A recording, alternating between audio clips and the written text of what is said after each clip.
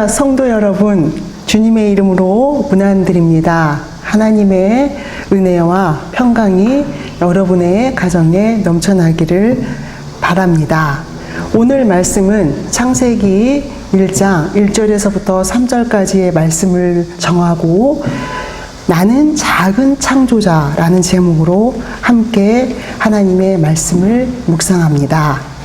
여러분은 창조주 하나님을 생각하시면 어떤 생각을 하게 됩니까? 하나님을 생각하실 때, 특별히 창조주 하나님을 생각하실 때 어떤 생각을 하실 수 있습니까? 저는 지난주에 창조주 하나님을 생각하면서 마음이 좀 울컥한 적이 있습니다. 그 이유는 제가 지난주에 두 편의 논문을 완성해야 하는, 마무리해야 하는 그러한 시간을 보냈습니다. 특별히 완성도를 높이기 위해서 좀 고된 작업이었고, 그리고 집중력이 떨어지는 상황 속에서도 작업을 계속해야 되기 때문에 굉장히 좀 힘겨운, 부담스러운 그런 시간들을 보냈습니다. 그리고 그 전에 미리 준비하지 못한 그런 후회도 생기는 시간이었습니다.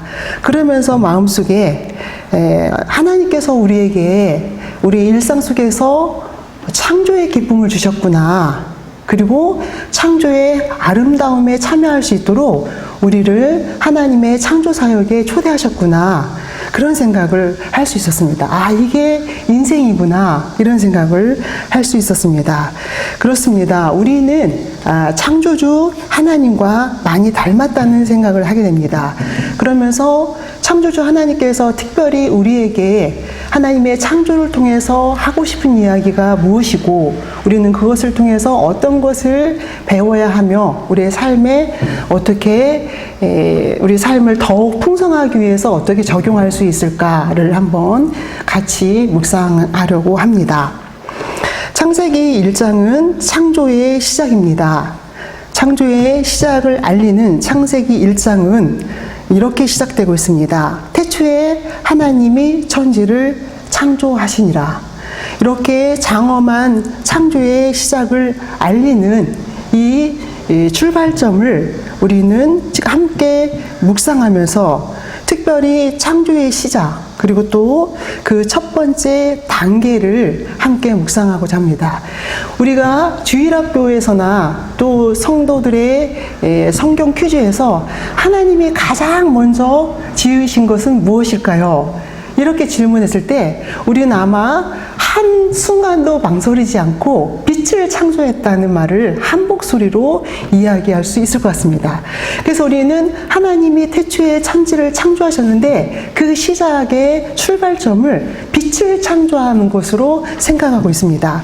그렇습니다. 그러나 저는 여기에서 특별히 서두르지 말고 3절에서 말하는 하나님이 이르시되 빛이 있으라, 빛이 있었고, 이렇게 첫 번째 창조를 이야기하지만 하나님의 창조를 좀 서두르지 말고 그 3절의 앞부분에 있는 2절부터 함께 묵상하고자 합니다. 2절의 내용을 읽어보면 이렇게 됩니다. 땅이 혼돈하고 공허하며 흑암이 깊음 위에 있고 하나님의 영은 수면 위에 운행하시더라. 이렇게 기록되어 있습니다. 그렇습니다. 하나님께서는 빛을 창조하시기 전에, 그 전에 하나님이 창조 사역을 시작하는 그 출발점은 사실은 땅이 혼돈하고 공허하며 흑암이 깊음 위에 있었다는 것을 우리에게 들려줍니다. 그렇게 하나님의 창조의 출발점을 우리는 2절을 통해서 알 수가 있습니다. 이렇게 창조의 출발점에서 창조를 시작하신 하나님께서는 빛을 창조하셨죠. 그리고 또 이어서 2일째 되는 날, 또 3일째 되는 날 계속해서 하나님의 창조를 이어가십니다. 그런데 특별히 이 하나님의 아름다운 창조 사역에서 그렇다면 하나님의 창조의 목적을 우리는 어떻게 또 살펴볼 수 있을까? 이렇게 질문할 수가 있는데 이 질문과 관련해서 저는 그 창조의 목적을 창세기 1장의 22절로 이야기할 수 있다고 생각합니다. 첫 번째 창조의 목적을 22절에서 찾을 수 있는데 제가 읽어드리면 하나님이 그들에게 복을 주시며 이르시되 생육하고 번성하고 여러 바닷물에 충만하라 이렇게 이야기합니다. 하나님께서 이제 생물을 지으시고 그 생물들을 향하여 생육하고 번성하고 충만하라는 그런 창조의 목적을 이야기하고 있습니다. 그리고 두 번째 창조의 목적은 이제 하나님께서 사람을 지으시고 28절의 내용을 보니까 하나님이 그들에게 사람을 지으신 후에 그들에게 복을 주시며 하나님이 그들에게 이르시되 생육하고 번성하고 충만하라. 앞에 생물을 지으셨을 때 주신 그러한 22절의 내용에서 생육하고 번성하고 충만하라는 내용이 28절에 사람을 지으신 후에 하나님의 목적을 이야기하고 있는 것을 보게 됩니다. 동일하죠. 그런데 더 추가적으로 생육하고 번성하고 충만하면서 사람에게 주신 또 명령은 땅을 정복하고 또 하나님이 만든 생물을 다스리라는 그러한 내용을, 그런 명령을 하고 있는 것을 보게 됩니다. 사랑하는 성도 여러분, 이런 하나님의 아름다운 창조 사역을 어떻게 우리 삶과 적용시켜서 이야기할 수 있을까요? 저는 우리 집 아이들의 이야기를 잠깐 해보려고 합니다. 저희 집 아이들이 어렸을 때 3살, 한 4살쯤 되었을 때 우리 집 아이들은 매우 건강하여서 아침에 눈을 뜨자마자 밥을 먹기도 전에 그렇게 아이들의 놀이가 시작되었습니다. 그리고 이 아이들은 우리 집 아이들의 남의 집 아이들을 얘기하는 것 같네요. 우리 집 아이들의 어떤 상상력과 창의력을 굉장히 개발하고 또 자유롭게 놀게 하겠다는 그런 엄마의 마음으로 저는 아이들에게 많은 장난감과 또 다양한 장난감을 마련해 주었습니다. 그래서 우리 아이들은 눈을 뜨자마자 거실에서 이제 놀이가 시작되는데 그 많은 장난감을 가지고 넓은 거실을 조금씩 점령하기 시작하는 거죠. 그래서 거실에 이제 모든 장난감으로 거실 바닥이 다 채워지면 이 아이들이 하는 일이 있어요. 무엇일까요? 마음에 드는 장난감을 선별해서 이제 아이들 방으로 옮깁니다. 그 방 깨끗하잖아요. 그래서 거기서 또 2차 장난감을 가지고 놀이가 시작되는 거죠. 그리고 그 아이들 방에서 또 공간이 안 보일 만큼 애들이 논 다음에 옮기는 곳이 있어요. 어느 장소로 옮길까요? 이제 안방으로 옮기게 됩니다. 그래서 안방에서 아이들이 그렇게 또 장난감을 가지고 그들의 놀이를 시작합니다. 비록 3살이나 그리고 4살밖에 되지 않은 그 아이들도 사실 그 놀이를 하면서 그 놀이 공간으로 선택하는 것은 조금 더 깨끗하고 정돈되고 그리고 또 깔끔하고 정갈한 장소를 선택한다는 것을 알고 있어요. 그런 것을 보면서 우리는 비록 어린 아이들이지만 그들이 가지고 장난감을 가지고 마음껏 그들의 생각을 펼칠 수 있는 누구에게도 방해받지 않는 그런 공간을 필요로 한다는 것을 우리는 알게 됩니다. 그렇다면은 우리 삶은 어떤가요? 어른들도 마찬가지예요. 어른들도 우리의 삶을 살아가면서 우리가 살아가는 삶의 현장에 혹은 삶의 공간에 삶의 시간 속에 정돈되고 또 편리하게 문제가 없고 그리고 또 안정된 삶을 그런 안정된 삶의 현장을 원합니다. 그런 시간들을 원해요. 그런데 우리의 현실은 어떻습니까? 우리의 현실은 그렇지는 않습니다. 우리가 살아가는 공간과 시간 속에 우리가 늘 풀어야 되는 크고 작은 문제들이 늘 발생합니다. 오늘 작은 문제를 풀었으면 그 다음 날에 큰 문제가 기다리고 있고, 오늘 이 공간에서 큰 문제를 풀었으면 다음 공간에서 또 작은 문제가 기다리고 있고, 그렇습니다. 그렇게 갈등의 연속인 것 같아요. 그런데 우리는 아이들과 다르게 우리 어른들의 삶의 공간에 그런 문제들을 누가 치워주는 것은 아니라는 거죠. 그래서 우리는 때로는 우리 앞에 널브러져 있는 그런 산적한 문제들을 어떻게 처리하고 해결해야 하는가, 이런 문제에 직면해서 때로는 우리에게 스트레스가 가중되기도 합니다. 그리고 어떤 경우에는 또 불행히도 우울증으로 우리는 정복당하기도 해요. 어떤 경우에는 그 상황을 피해가고 또는 포기하고도 합니다. 그렇습니다. 우리의 이런 현 주소를 보면서 우리는 하나님의 창조의 현장으로 한번 눈을 돌려보겠습니다. 그렇다면 하나님은 어떻게 하시는가? 하나님은 어떠신가? 오늘 우리가 하나님의 창조의 이야기를 창세기 1장에서 접할 때, 특별히 하나님께서 하늘과 땅을 창조하신, 태초에 하나님이 천지를 창조하시니라 라는 장엄한 창조의 사역을 시작할 때, 그때의 그 순간에 땅은 혼돈하고 공허하며 흑암이 깊음 위에 있었다는 것을 보게 됩니다. 여기에서 하나님의 창조가 시작되었습니다. 그렇게 땅이 혼돈하고 공허하고 흑암이 깊음 위에 있을 때, 그 현장에서, 그 시점에서, 그 공간에서 하나님은 이르시되 빛이 있어라, 이렇게 말씀하고 있다는 것을 우리는 보게 됩니다. 우리 앞에 널브러져 있는 그런 산적한 문제들, 그리고 가중된 우리의 스트레스, 또 우리를 집어삼킬 것 같은 그런 또 분노의 상황, 또는 정복당할 것 같은 거세하게 다가오는 그런 무기력과 우울증, 이것이 바로 우리의 현실이라는 것을 우리는 알 수 있습니다. 우리는 때로는 자녀의 문제로, 또 부모 문제로, 또는 아내와 아이들의 문제로, 또는 사회의, 직장의 동료나 이웃의 문제로 우리는 한결같이 이 모든 문제를 짐으로 느끼고, 또 이것들이 짐으로 다가올 때, 그럴 때 우리는 하나님을 닮아서 그렇게 우리의 창조를 시작할 때이라는 것을 하나님이 우리에게 말씀하고 있다는 것을 우리는 들어야 합니다. 그렇습니다. 그 시점에, 그 공간에, 그 복잡한 순간에 우리는 그렇게 우리의 창조의 작업을 시작할 수 있어야 합니다. 우리는 그렇게 창조의 작업을 시작하고 그런 현장에 빛을 만들어 나갈 수 있는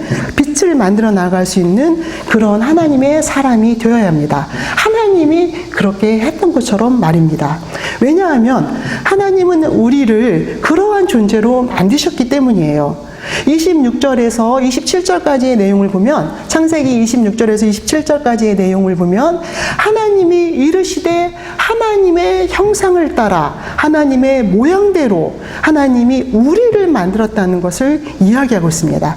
하나님이 자기 형상대로 사람을 창조하셨다는 것을 이야기하고 있습니다. 그렇다는 것은 하나님이 자기의 형상과 모양대로 우리 사람을 만들었다는 것은 우리의 외형을 말하는 것일까요? 그것은 아닙니다. 그럴 수도 있겠지만, 만약에 그렇다면 그것은 굉장히 협의의 의미가 될 수 있고, 그런 하나님의 속성대로 우리를 만들었다는 얘기예요.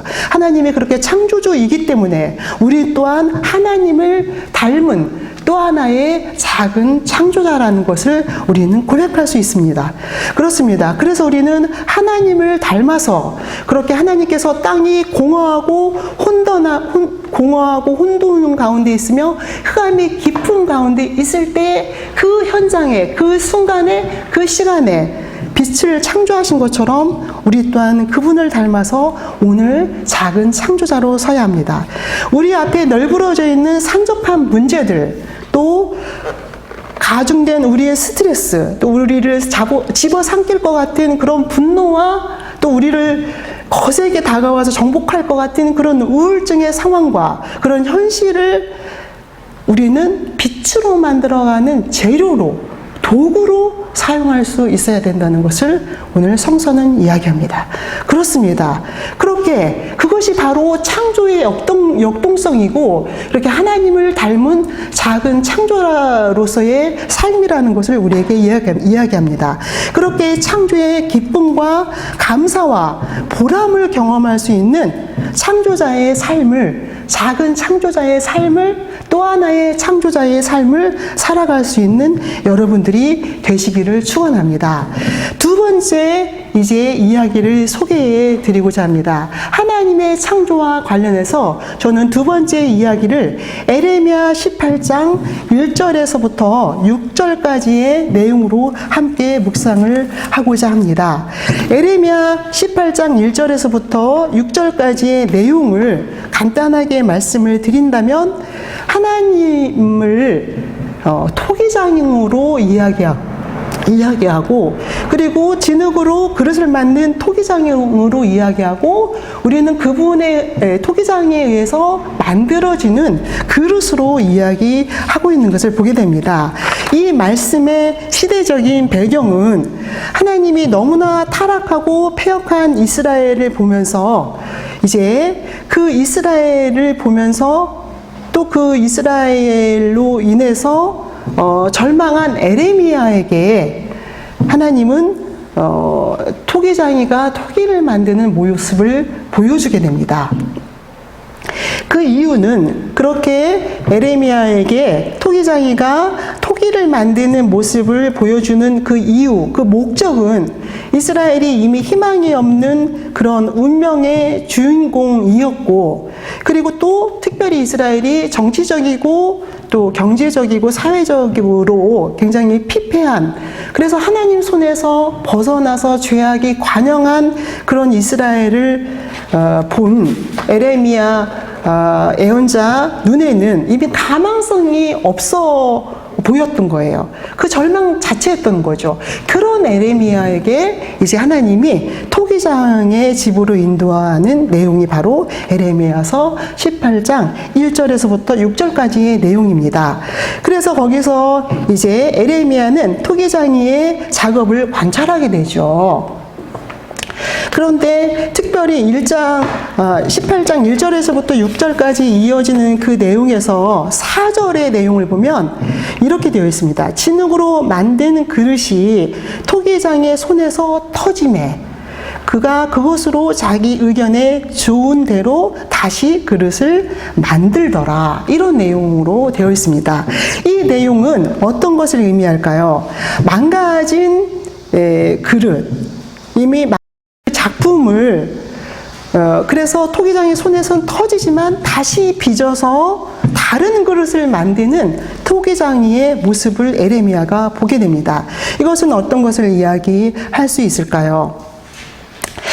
그렇게 4절의 내용에 이어서 6절의 내용을 보면 이렇게 됩니다. 여호와의 말씀이니라. 이스라엘 족수가 이 토기장이가 하는 것 같이 내가 능히 너희에게 하지 못하겠느냐. 이스라엘 족수가 진흙이 토기장의 손에 있음 같이 너희가 내 손에 있느니라. 이렇게 이야기합니다. 그렇습니다. 토기장이가 하는 것 같이 하나님께서 하실 수 있다는 그 이야기는 비록 그 토기장이 손에서 터진 그 진흙을 다시 그릇으로 만드는 토기장이의 작업의 모습을 보면서 하나님께서는 에레미야에게 이야기합니다. 이스라엘이 하나님 손 안에 있고 그 모습이 터진 모습이라 할지라도 하나님은 그 그릇을, 그 터진 그 진흙을 가지고 다시 그릇을 만든다는 그런 얘기를 하고 있습니다. 이미 만든 그릇도 토기장이의 손에 있고 또 토기장이는 그 터진 그릇을 다시 다른 그릇으로 만들 수 있다는 그런 이야기 속에서 이 이야기를 통해서 에레미야에게 들려주고 싶은 하나님의 말씀, 또 우리 공동체에게 들려주고 싶은 하나님의 말씀은 어떤 이야기일까요? 우리는 종종 우리의 상황과 또 우리가 만나는 문제와 또 사람들을 향해서 이렇게 이야기합니다. 사람은 바뀌지 않아. 바뀔 수가 없어. 이미 그렇게 10년을 살아온 걸, 20년을 살아온 걸 이렇게 이야기합니다. 이미 그것에 익숙해진 걸 세상이 다 그렇게 말해. 바뀔 수 없다고 이렇게 얘기합니다. 이미 망가진 걸 어떻게 그것을 바꿀 수 있단 말이야. 이렇게 이야기합니다. 그런데 오늘 하나님께서는 에레미야에게 들려줍니다. 정확히 들려줍니다. 토기장의 손에서 터짐에 다시 그 터진 상황을 보수하고 그릇을 만들고 있다는 것을 보여주고 있습니다. 하나님이 하시는데, 하나님이 포기하지 않으셨는데, 하나님이 다른 그릇으로 만드는데, 이미 10년, 20년 익숙하고 터진 모양으로 살아가는 것이 오히려 편하게 느껴지고, 그게 당연한 것처럼 생각하고 살아간다 할지라도, 하나님은 아니라고 얘기한다는 거죠. 그 터진 모양을 다시 회복시키고, 다시 쓸 수 있는 쓸만한 그릇으로 만든다는 것을 오늘 우리에게 들려주고 있습니다. 그렇습니다. 창조주 하나님의 두 번째 그 창조주로서의 하나님의 속성은 이미 많은 사람이 포기했다 할지라도, 이미 부서져서 목적에 따라 쓰임받지 못하는 것처럼 보인다 할지라도 하나님은 결코 그것을 포기하지 않는다는 거예요. 이것은 무엇을 의미할까요? 저는 하나님이 다시 재창조를 한다는 것은, 그것은 하나님의 사랑으로, 또 다른 말로는 하나님의 연민으로, 또 아니면 그 상황과 함께하는 공동체 의식으로, 연대 의식으로 우리는 생각할 수 있습니다. 사랑하는 성도 여러분, 저는 설교를 마무리하고자 합니다. 오늘 하나님의 창조에 관한 두 가지의 사건을 통해서 우리에게 들려주고 싶은 것은, 첫 번째는 창조의 역동성, 그 상황이 혼돈이고 어둠이고 무질서이고 그리고 감당하기 어려워 보이는 그러한 절망의 상황이라 할지라도 그것이 바로 창조의 시작이라는, 그것이 바로 역동적인 창조라고 말씀하시는 그 하나님의 말씀을 들을 수 있는, 그리고 우리의 삶 속에서 그렇게 우리는 창조자로 다시 거듭날 수 있는 그런 여러분들이 되시기를 축원합니다. 두 번째로, 비록 부서지고 목적에 따라 쓰임받지 못한 상황이라도 실망하지 않고 절망하지 않고 포기하지 않는 하나님께서 그의 창조를 다시 시작하셨다면 우리 또한 그분을 닮아서 그렇게 사랑의 재창조를 할 수 있는 하나님의 또 하나의 작은 창조자이어야 한다는 것을 들려줍니다. 그런 삶을 여러분들의 삶 속에서 창조의 삶으로 살아내시는 그러한 하나님의 또 하나의 작은 창조자가 되시기를 축원합니다. 기도하시겠습니다. 살아계신 아버지,